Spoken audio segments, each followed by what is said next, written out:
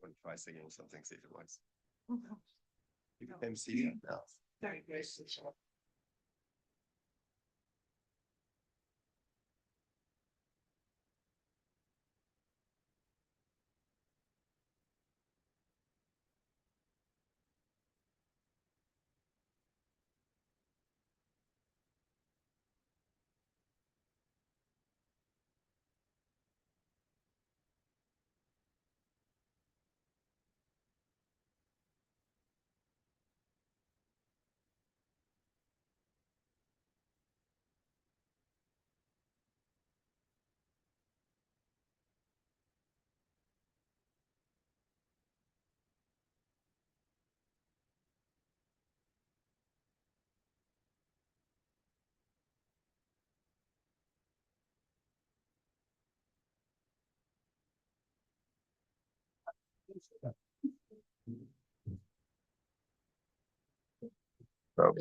Sweat the doors shut.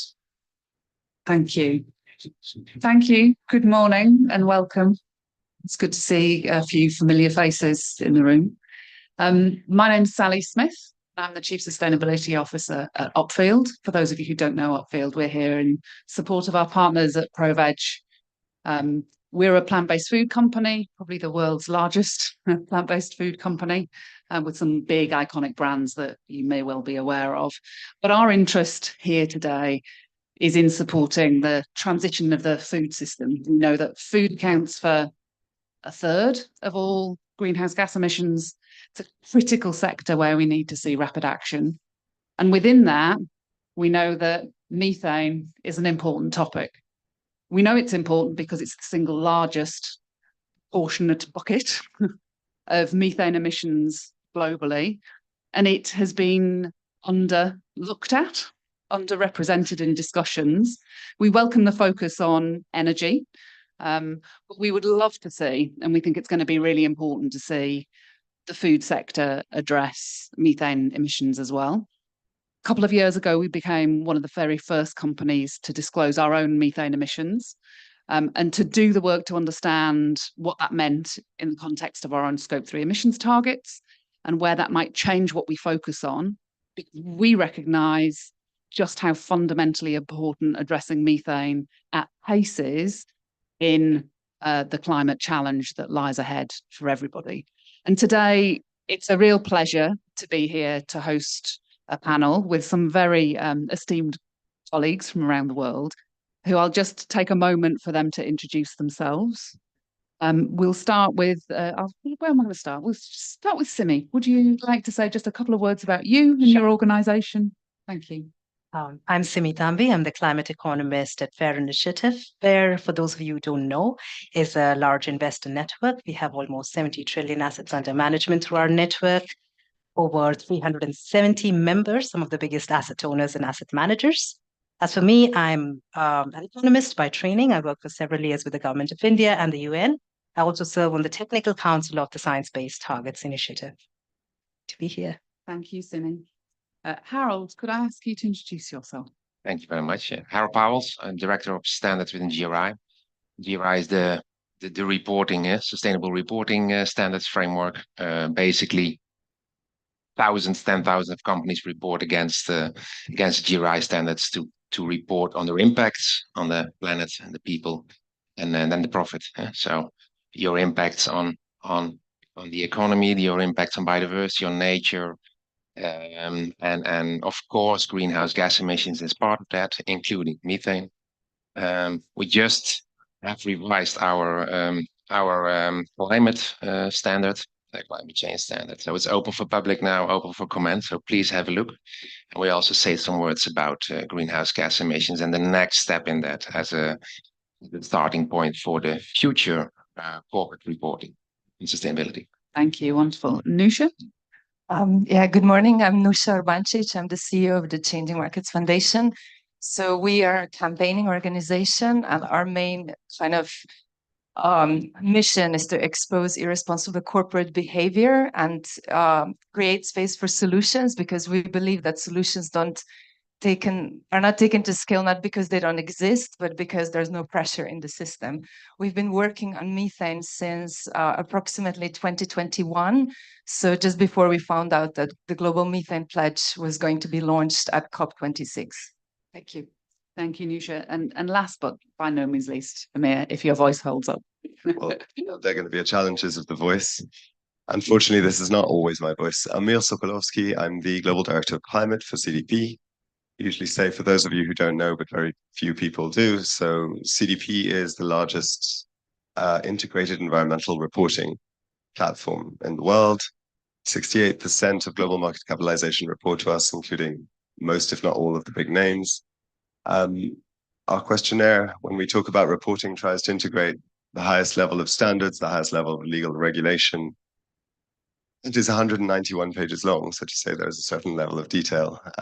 It's a beautiful lineup in the context of having the asset manager, the standard setter, and then the civil society motivation. They tend to use the building blocks of the data that we have. I apologize in advance if I occasionally get up and cough. I'm allergic. I do not have COVID. None of you are going to be. Thank you. So welcome, and again, my thanks to all of you for being here. It's great to, like you say, have such a broad panel. Perhaps we can start just with a few opening remarks, 2 or 3 minutes from each of you about the food system, why methane matters, and why you think disclosure in this space is important. How is that going to help us? So maybe who would like to start? Maybe we start with the standard setters. Well, from the standards perspective, I think we are there to create transparency, global transparency on the impact of organizations all over the world. And from the greenhouse gases, the second one is methane. And it's not only about emission. I think a lot of people underestimate. It also has a lot to do as a pollutant. So it has two aspects of impact. That's why it's not only for us, but for society, it's extremely important to take further steps to mitigate that. And to do that, you need a regulation on UN level, like we have for with the IPCC discussions and like we have here at COP.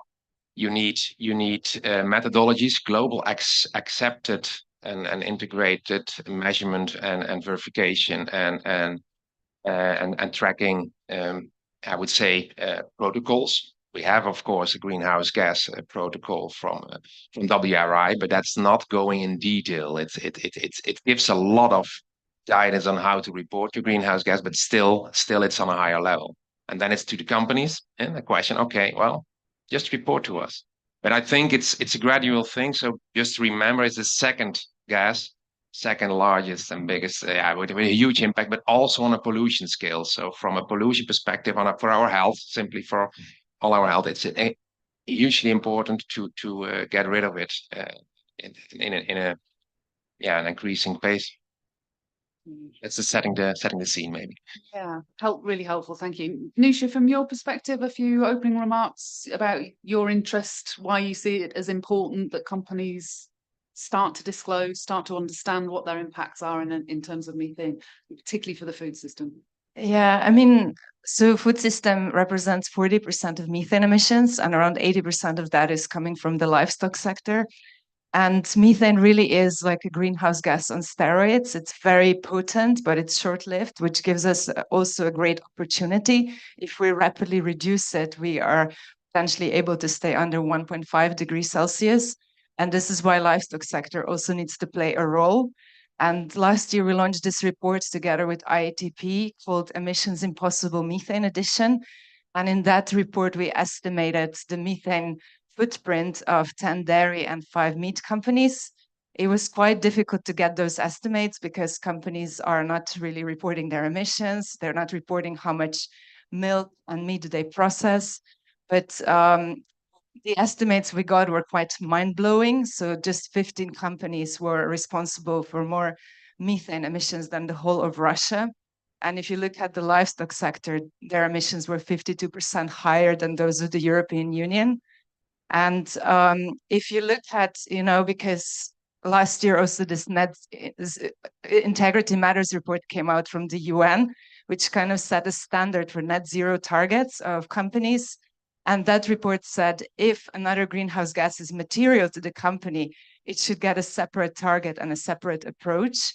And when we did our estimates for an average company, it represented 47% of their total emissions footprint. And for the highest for beef, right? But then for pork companies, it was around 25%. But if you looked at methane over 20 years, which we think would be more appropriate given the climate emergency that we're in, it went up to 72%, right? So 72% of your total footprint is methane. And this is why we kind of, believe that this company should report it separately. They should have separate targets and actually start investing into methane reduction. Thank you, Nusha. Where next? Please. Thank you. Unfortunately, there's a huddle before we go into this, and they will have heard what I'm about to say. So I'm sorry to you. I usually start talks about carbon with saying I like the term greenwashing, because greenwashing means something's important enough to lie about. Methane isn't even there. So they've set the scene about how important it is. 24,000, don't judge me on the number, I'm supposed to know it to the 289, but 24,000 approximately companies report to CDP. Of them, only 3,200 and something, 89 possibly, actually distinguish methane. Of them, only 230 companies set a target, so 3%, give or take, of the total that get the question. I could do the statistics later. Only about 230 agricultural companies report to us at all. Of them, only 9 have set a target for methane. It's not yet set as important enough for the world to address any of these problems. And only once it's set as important enough can financial incentives, differentiating traits of action that underlie any financial shareholder or any other form of action to change it happen. Only then, when you have comparable data, are you also able to arrive at a stage where we know what guides we need for smallholders, if any. I had a discussion before that it's significantly easier than we thought to distinguish, perhaps. So while they outline the problem, I say, and no one even sees it as a problem. I'll also say in the context, and then I'll give it to you, I'm sorry, I'll also say in the context of this COP, for example, there is recognition of methane emissions. Unfortunately, it's been hijacked as a focus on the oil and gas industry, where the solution is known, the structure of companies and their capacity to act is incredibly different. And what I fear, at least, not that we started a round of what I fear, but what I fear at least is that that will be the sunken cost in the way we look at methane, whereas the incredibly more difficult and complicated issue lies with agriculture. Thank you. Simi? So last week we released a blog, an insight piece on COP28 alert and tackling the methane pledge. And I'm great that this panel comes at such a right time that it helps me actually talk about a lot of the things that my fellow panelists have also spoken about. But one of the key things that needs emphasis is that something which Harris already mentioned, that emissions from agriculture sector, the methane emissions are actually much higher than the oil and gas sector, like 40%. If you look at oil and gas, that's around 20%. Despite that, when we look at methane discussions, oil and gas sector takes the priority. And that's the thing that we want to highlight, that methane, when we talk about methane, agriculture deserves emphasis. Now let's look at what can be done.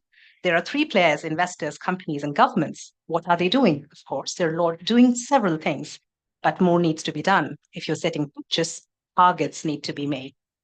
Now, how can companies act? Disclosures, of course, but disclosures alone are not enough, as you rightly mentioned. Only like we look at as part of our protein producer index, which is one of the largest, index of the livestock companies, we see that many of them disclose scope 1 and scope 2 emissions, but only 2 out of the 60 companies, which are the biggest livestock producers of the world, accounting for, maybe almost 30 to 40% of the total livestock sector, only 2 disclose targets on methane disclosures. So that's a major loophole. But they won't act on their own. They need investors, they need governments to actually set regulations, ask them questions to prod them to action.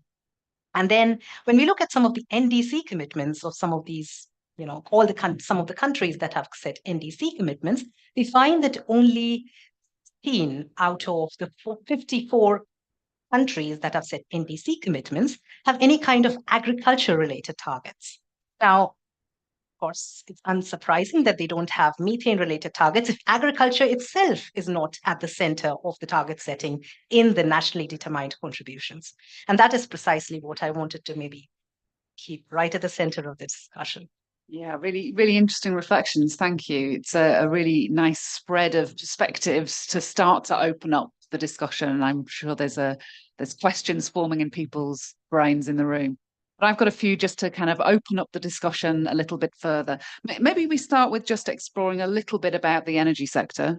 There has been movement there. Are there things that we can learn or shouldn't learn from that pathway that's been taken on energy and methane and disclosure, transfers and what doesn't? What would you like to see happen in the food sector? Maybe we'll start with Amir. In the journey for me to start by always talking about something that's not methane. I had a briefing with all of the numbers and I took the menu from my hotel room instead. So if I don't remember numbers exactly, I apologize. As you alluded to, I would argue that what we need to learn from the sector or the energy sector in general around methane is absolutely nothing other than perhaps ways to gauge. And I'm worried about that. They've gone incredibly slow knowing that it's a problem. Now that it's being addressed, they're using it to address and focus attention on scopes 1 and 2 instead of scope 3. Even if that wasn't the case, even if we only had best intention actors, oil and gas, with the exception of, I guess, a few in certain areas in the United States, are big actors. So if you come to a big actor and you say, I have a massive problem, they can or cannot say, here's $1 billion, do something about it in a very concentrated way. The smallest amount of sites that those agricultural companies reporting to CDP has is 2,000. Biggest is over 90,000. The capacity to get reporting from them, the tools needed, not that they're impossible, not that it can't be done, very, very different to the oil and gas sector that's now using it. And I am worried about the types of pledges, right? So you have a methane pledge, the world's conscious relaxed and says, okay, we're reduced by 75 from oil and gas flaring, which they promised to do 20 years ago, by 2030. Wonderful.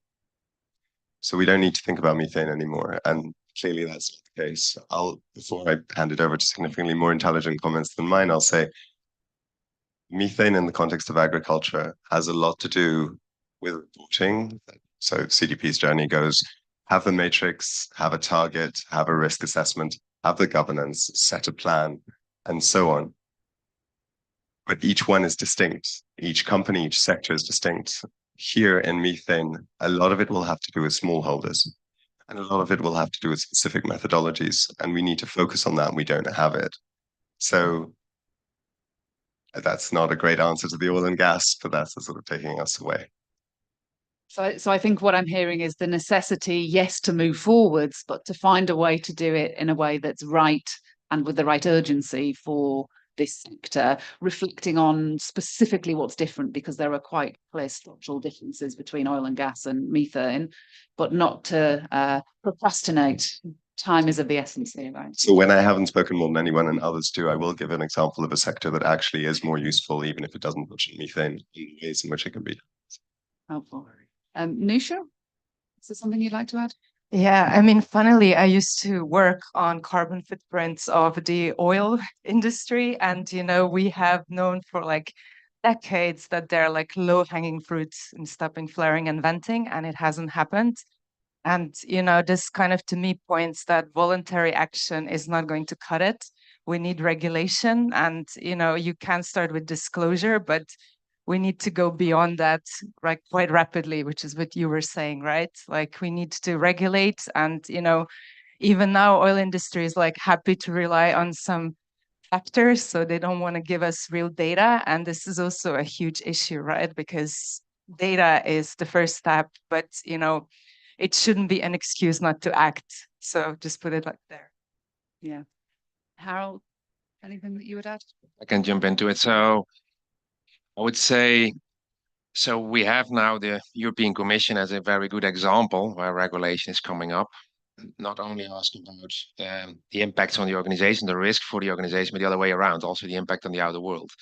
So scope 1, scope 2, and scope 3 are to be reported. Is fully based on we have in our voluntary GRI standards.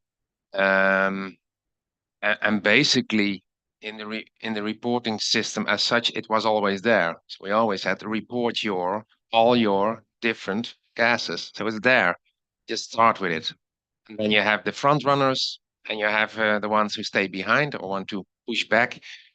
It's always difficult to judge industries, but the fact is that only when regulation comes in for certain sectors, from a lot of sectors, I think it has to do a lot with the level playing field globally, of course, then people start to act. But there is no return. I expect a lot, at least 15 to 100,000 companies affected by the European Commission, by the regulation there all over the world, will have to start there. There will be legal implications. So now it's becoming real business also from an economic and financial perspective. What we can learn, I think there's a lot of knowledge, for instance, in the oil and gas sectors. They know exactly already since the 1970s how to deal with it, but it's more like, so you have the good things and the bad things.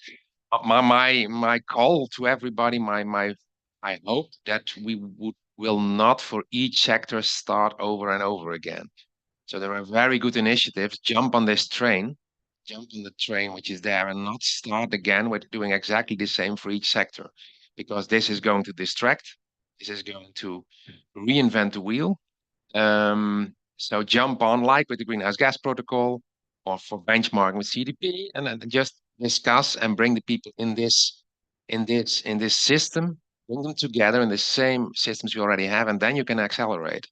Because sector-wise, there are a lot of sectors, of course. People yesterday asked me about the tourism sector. Well, and think about shipping, and there is a lot of things where we have also methane, where there is exposure. But for agriculture, yeah, I would say no, don't start really on our own. Also for the companies in there, not only use the normal aspects, but put extra effort on policy and regulation and help with creating more data, so technology, with satellites, etc., to get this data in place. But the reporting, yeah, start now. Start now. Get the numbers there and make it better every year, and they will judge whether it's better, and others will judge. No, sorry. Yeah, but that's. I mean, a lot is there, and of course it's difficult. But don't wait for regulation. And that will. It's already there, and it's coming, and all over the world, more regulation will. Australia, Canada, and Europe, it's already there. Yeah, so absolutely, we're starting to see some movement in that regard. Clearly, there's still a significant gap on the regulatory side, particularly around methane disclosures for the agricultural sector. And Simi, I'm curious from your perspective, when you think about the oil and gas sector, are there things that you would encourage us to take away other than more pace? Are there things that you think you're starting to see that can pull over into the agri sector, or what would you want the agricultural sector to focus on? I think 10 years ago, I used to work for the energy sector, and at that time there was a lot of discussion about using satellite data to capture methanes. Fast forward now, has satellite data being able to capture methane for the entire oil and gas industry? No. Now, 10 years from now, do we want the same to happen for the agriculture sector? Definitely no. So the reason, if it hasn't expanded to the entire oil and gas industry in the past 10 years, then we should understand, okay, maybe there are, ways in which we can exponentially speed it up, or maybe there are other ways, because we cannot continue to give, justifications that some technology is not there and therefore we cannot capture emissions, because that's not the way forward. It's easy to give justifications such as that. So that's, I think, one of my biggest learnings from working in this industry. Yeah, so not waiting for the perfect technological solution, but driving some action now based on good information and data. Just on the metric side of things, because we hear this debate quite a bit, that until we have totally common perfect standards, we can't move forwards, and we get a little bit stymied in the measurement sometimes. Where's your view on action versus perfection when it comes to the metrics and the data? And what are some of the challenges on methane specifically with the data and definitions that we're rubbing up against? Yeah. First of all, I don't think there's a panel in which that question has been asked where someone stood up and said, actually, perfection, the hell with action. So obviously action before, but usually these panels serve for the subject experts to sort of give an opinion that to them is quite obvious, but they put it together and say, but I'm actually going to ask a question that I don't know the answer to, and it is within my field. So methane within agriculture is a lot of occasionally scope 3, a lot of smallholders, a lot of questions of measurement. There are two directions to deal with this. There have been two announcements during COP, one to do with methane, one to do with carbon. Both of them had to do with technology measuring instead of the actual company. In one case, when it came to methane, it was not believing the good faith of the companies. So there was suggestion for AI to do that instead and measure for them. And in another case, it was lack of capacity around carbon, so for small and medium enterprises. I would argue that, and this is not necessary, this is not CDP's stance, it's a question. We're obsessed with getting the number at the end of methane. But if you're obsessed with something it won't happen, such as me growing hair ever again, then you need to look at other solutions. So maybe it's not the number of methane, but the prevalence of correct practices. So we don't only track, this is not ad for CDP, but I'll explain the place I'm coming from. CDP, we have the number at the end. We don't only track 191 pages, not asking you for numbers, it's also your actions. There's a set of climate smart agriculture practices. There's a rising set of methane related practices. Consumer practices associated with methane in the original product, as I'm going to call livestock, anything like that. We should consider in the metrics, instead of looking for the number of methane, looking for how much of your supply chain has adopted the following standards and practices, not the number that gets, and have perhaps technology or other methodologies of collecting. I say that's different because that's not the CDP stance. It might be. I would ask these experts also, if it is at all possible, what you would think about that, giving up the number at the end and focusing on practices. Nusha, I know you've done a lot of work with the most recent report on GWP star. I'm curious as to your view on the different ways in which we can measure what gets measured currently and where you see the necessity for commonality versus action. Yeah, I mean, when we were estimating those emissions, and again, it's a crude estimate, right? But we were doing it on the basic of GWP star, GWP 100 metric, and then we calculated also in GWP 20, and then we realized that the industry is actually pushing a different metric, GWP star, and our latest report actually looked into those calculations, right? And we were only able to do that because we had that Emissions Impossible report that estimated methane emissions and was able to break down between different types of gases, right? And I was really, really shocked about the results because we looked at 30% reduction for a company like Tyson, and 30% methane reduction is now what another, like a dairy company, Danone, has signed up to. So they're doing 30% reduction from their fresh milk supply. And 30% methane reduction in the case of Tyson, if you look at it through GWP 100 basis, it still gives them emissions the equivalent of Peru, like annual emissions of Peru. But if you look at it at GWP star, they can claim that they're taking 82 million tons of CO2 out of the atmosphere, right? And this is really pretty mental, right?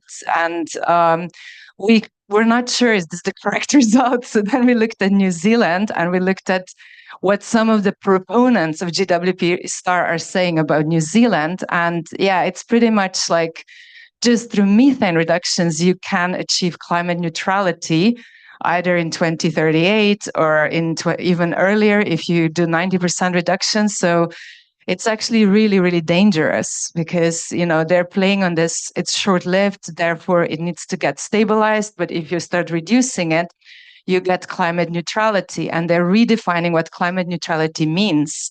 And I mean, we know that ag lobby is very strong. And, you know, if they don't want something, they can push really hard.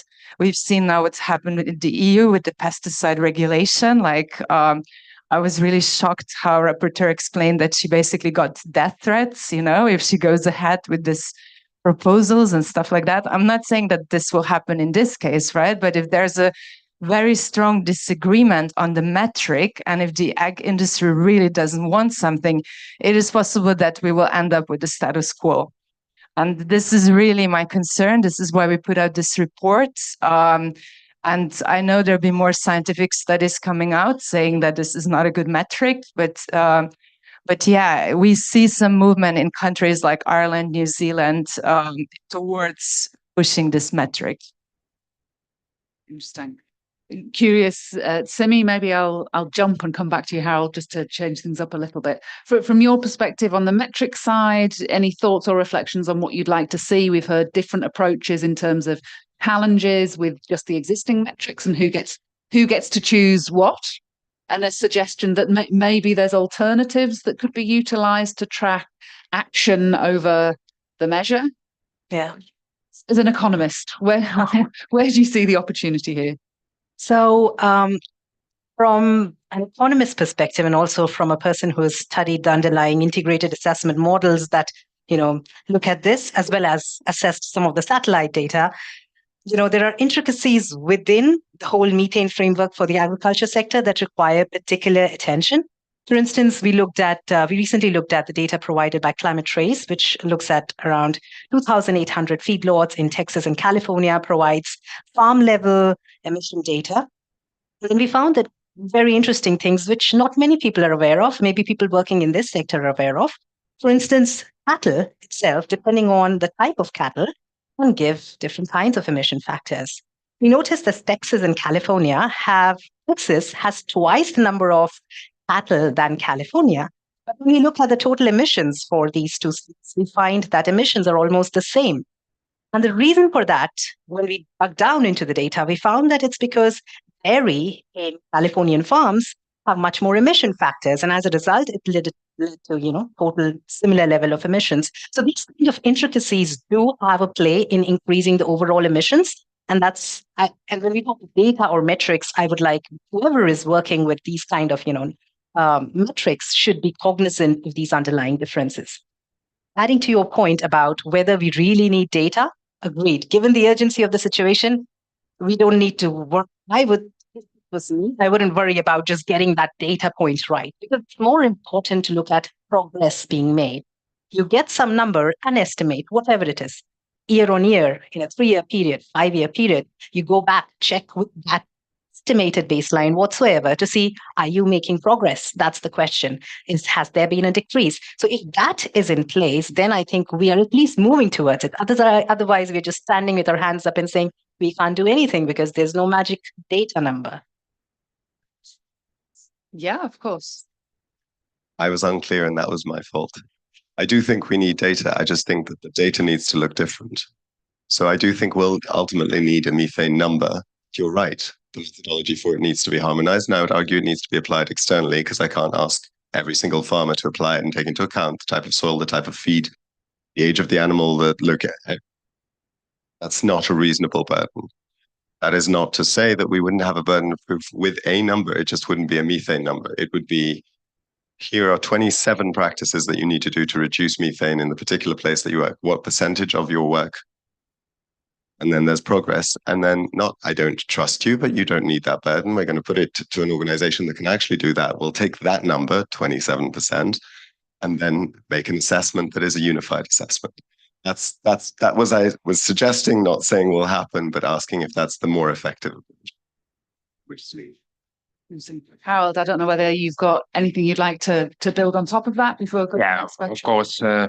Data is crucial from a perspective from a credibility. But in reporting, we say you have a reference. So if your reference is, even if it's 20 or 10% higher, 10% lower, at least you have a baseline where you start, and that's your starting point as a company. And then you take actions. We hear people about net zero pledges, net zero targets in 2050. The planet is gone if we go like this. Not even on methane, not even on the resources we use, CO2. So basically, we have to start reporting scope 3, and you need the help of everybody in the field to give you off information. Some information data comes from top down, and other information comes bottom up from cattle, etc. It then becomes very complex. We need that.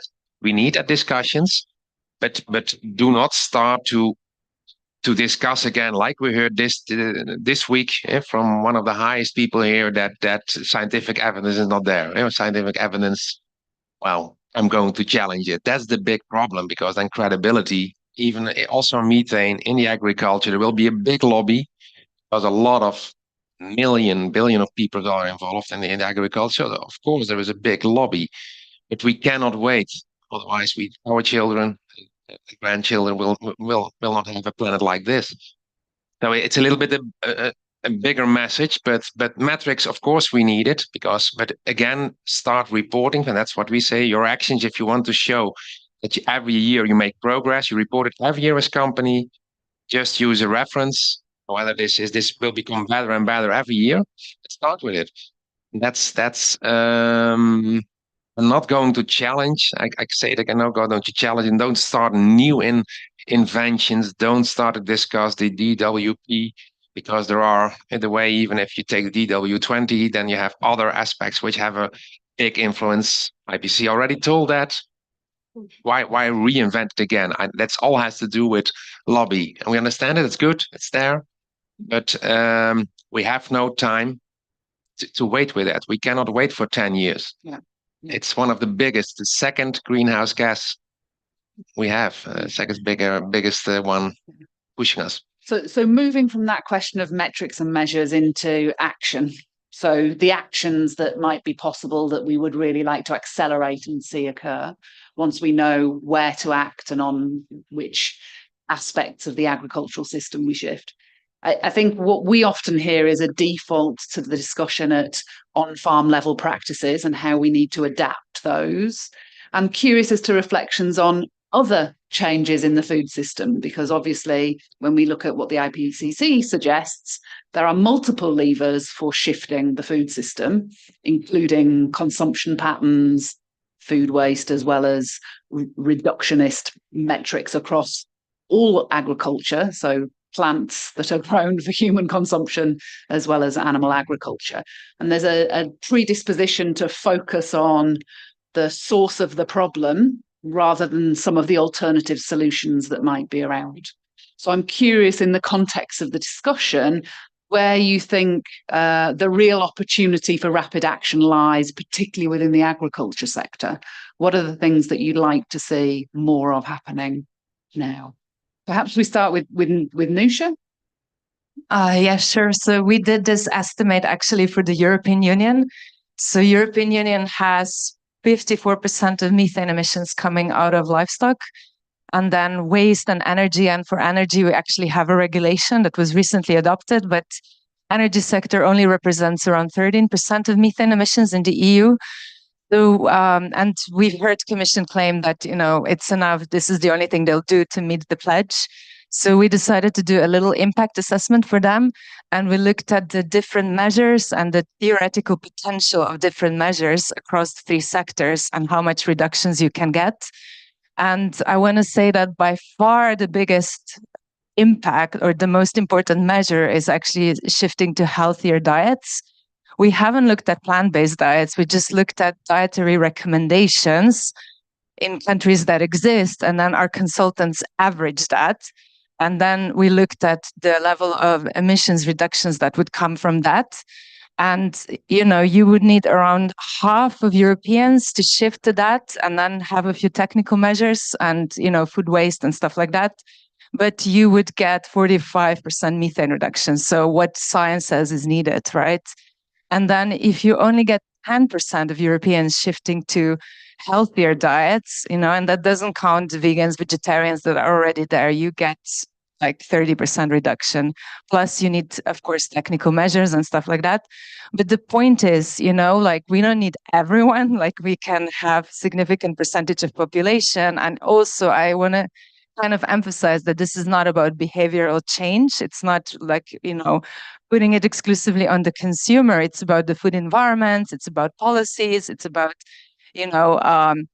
marketing that big companies are, kind of not regulated on, but it's very pervasive. And it's also about what kind of climate targets companies have. And we are looking at their climate targets, and we see that shifting to plant-based, reformulation of products so that they have less meat, it's all outside of the climate targets. It's all, they're saying this is driven by the consumers, right? So it depends on the consumer, and it almost looks like they're trying to grow an additional market. They're not trying to transition, right? So this is really, really crucial. And, at this COP, we now see that healthy diets got the first ever mention. There's talk about sustainable consumption. There's also talk about putting methane in NDCs, and this is a huge opportunity, I think. And this is something we'll, kind of keep communicating now to member states. You should really look at your food system holistically. And yes, we need those tech fixes as well, because we're not going to transition out of industrial livestock in 2-3 years. But we need to also move towards more systemic solutions. Curious, has anyone else got a view on alternative solutions to on-farm that you think have? Simi? So I would say, as long as there is maybe profit in this cattle industry, some of the small holders who depend on this as for a source of income would want to depend on it. And to address that, it is important that within the value chain, there are solutions implemented, such as maybe methane reducing additives. This is an area that we have worked on. At the moment, they're very costly, depending on which region you're in. Cost also determines the extent to which it can abate methane. Therefore, we need more investment into such innovations. Of course, I completely agree with what was said before. It is important to change diets. Demand reduction is very important. At the same time, innovation to reduce methane on the supply side of the value chain is equally important, and that would require, all that money that is pledged as a part of some of these commitments should flow into developing innovative solutions for methane reduction and making it effective. I'm conscious that we've probably got a few minutes left, and I want to just see if there's any specific questions that anyone has in the room that they'd like to pose before we wrap up. Yes. Thanks. Thanks so much for this great panel. Really interesting.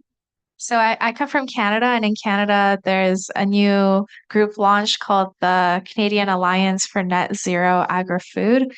And their goal is to get to net zero in agri-food by 2050. And one of their main solutions is methane digesters on farms. So I'm just wondering, how can we know if that is really a true solution or if it's like a greenwashing kind of initiative? Really interesting question. Would anyone like to respond? I'm happy to give the first answer. I think what we said here really about systematic transformation.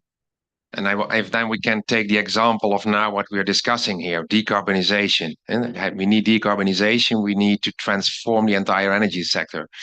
Basically, we did it we were able to scale it up in almost 5 years with renewables, look at cars, etc., electrification. That's so it's really a transformational change in a lot of countries all over the world, and it will. Macron was here and on nuclear, whatever, but it's transformational change. Basically, methane, we already said, it's the second biggest one. So basically, you have a lot of different changes, actions you could take, but I think you need a really systematic transformational change. Not pledged for 2050. It's far too late. And yeah, that's at least my opinion. I think there should really be a big change in the way we live, the way we eat, the way we have our supply chains, the way we create our food, and even more people are coming, so we also have to feed them. So this needs big changements. So any pledge is good, I would say, but Probably more is needed, especially by 2030.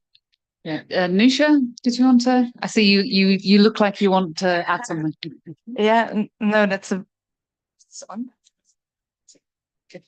very good question. I mean, small scale biodigesters, I guess they can be part of the solution and you can get some reductions from that. I think all manure management in our study was 2 to 4% reductions of methane. But, we should also be conscious that it can act as a perverse incentive because once you build this, it might drive intensification or further intensification of meat dairy production. And then you can also have subsidies that then make biogas the main product as opposed to, the product that you're actually selling. So these are really, really critical issues and it should be addressed at the policy level. Yes, would you like to? Thank you. Is it working? Yes. I just wanted to hear your views whether maintenance disclosure and target setting is sector specific or sector agnostic, and also to ask what do you think a just transition will fit into this discussion? Really interesting. Glad you brought up the question of just transition. It's a really important reflection. So would anyone like to address the question on sector specific versus sector agnostic? I can do both. Go on then. I can't, but I can try. So in terms of sector specific, truly the data is going to tell you. I would argue that you don't really need that particular element to be sector specific as what the measurement is, but the practices are going to be different. Right? I shamefully have no idea what the methane emissions are for steel, for example, but I'd assume that if there are or there is a vast amount, they're going to come from different practices, and what we want to do is change those practices. I want to address the issue, though, if I can, for 1 second, of just transition. Just transition, like many things, is a complicated. We wouldn't be arguing it otherwise. But I didn't respond to all of the earlier about behavior change. Humanity, as a rule, hates anything that is enforced behavior change. We accept and we attribute financial value to what society has mainstreamed as good or bad. We don't buy sneakers for $2 because society has internalized into us that perhaps child slave labor is a bad thing. Carcinogenics are a bad thing, regardless of what we would call cost. How does this associate with just transition? You can't. Yes, I've been a vegetarian for 15 years. I have a 3-year-old daughter. I cook her meat. I haven't touched meat in years because I have no spine. You can't. The best thing to do would be population control, but we can't do that. There are elements of the diet that we can't control. I'd say, what can we control? And that's where just transition comes in. All of us in this room have arrived at the conclusion that climate, which now is much more mainstream, but was not always the case, it's an important thing through a sense of logical steps or emotional steps or whatever they were. It is our job now as the people who take it forward to mainstream that concept and say, you are a smallhold farmer in Chad that are supplying to, etc. And if you take all of these practices, obviously you will lose your livelihood. So how do we do a just transition? If we see me to say, well, actually, I want the company that's buying from you to invest more in you as a small holder in the process, to be able to do that, then we as consumers will have that impact. And it is much more of a just transition. That's the most high level answer to that question. But you are right that within the agricultural sector, more than any other sector, it is the question of just transition that will be the challenge here. I'll stop as you gave a look to you. Very conscious of timing, just as we draw to a close. Any final reflections from each one of you? Just a thought that you'd like to leave the panel with before we close? Yeah, I mean, I want to say that, a really good question on just transition, and I agree it's very important. But what is also important is keep in mind that agriculture is uniquely dependent on the stable climate, right? And we're already seeing huge impacts with 1.2 degree temperature increase. And it's really a no-brainer. We should transform, or otherwise we will have to adapt. And that adaptation will be very, very painful, especially for farmers. So it's almost like better to do that in advance as opposed to like trying to play catch up. And then, a lot of farmers, and I think especially smallholders, will also be very, very hurt in this process. And also, I want to say, we shouldn't be putting everything on farmers or on the consumers, because we have huge companies that have a lot of this methane in their supply chains, and they have the resources, they have know-how, and they can actually invest in solutions and support farmers in that. Thank you. Harold? I would like to invite, indeed, if we have the top 50 companies sitting together at the next COP, right, at least in the year before, and come up with actions and agree on them. I will not say pledge them, but I agree on them because it's difficult enough. And I think you can make big steps, and you influence a lot of politicians and regulators because they are live by the day. So that would be my we have a lot of ammunition there. We have global standards. We have not all data, but at least if the front runners in the supply chain, the big companies, come together and they want to work together, it's difficult, but I think we can make big steps. I would like to just add on to what said. Investors can definitely play a big role in prodding these big companies to act. So if investors make it an agenda that we would talk to the companies who have high emissions on methane and ask them to set targets, then that can go a long way. Fantastic. Last reflection. 2 sentences. First of all, mainstream.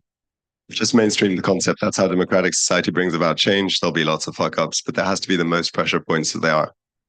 And the second, when it comes to just transition and methane and smallholders and whoever is and is not responsible, have it on site. Most impactful thing, not that it's right, that we have ever seen for nutrition is people putting calories on every piece of food that we eat. I'm not supporting that. I think it's stupid, but the concept of eating healthy is. You can have methane on something, it'll start a chain. So that's legislation and policy. My thanks to all of you for joining us. It's been a really insightful discussion. I really appreciate the different views from across different actors in the system. I think what's become very clear from the conversation is there's a huge gap, there's a huge urgency and a need for action, particularly around methane, particularly for agriculture. And there's a lot of space to occupy pretty rapidly for all actors in the system. And that's what we as Upfield would like to see happen and encourage as well. So my thanks to all of you for today. Thank you. Thank you.